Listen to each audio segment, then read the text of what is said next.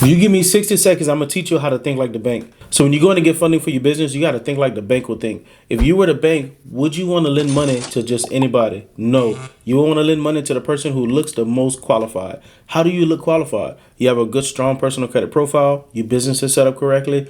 Maybe you even have some business credit showing that you're responsible as a person. Your business is responsible. You know how to set your stuff up. You're not like anybody else just coming off the street. And then also you have history on your personal credit profile, something showing that you can actually manage the type of funding that you're looking for. If you go to the bank and you don't have no personal credit cards, you don't have no primary accounts on your credit, like you only have one or two little secure cards that's $500, why would they want to give you $10, $15, $20,000? They're not going to want to be the first one to give you $10, $15, $20,000 and you fumble it. They want to see a proven track record on your credit that you can manage the type of debt that you're looking for. So if you're thinking like that, you're thinking like the bank, and you're going to put yourself in position for funding.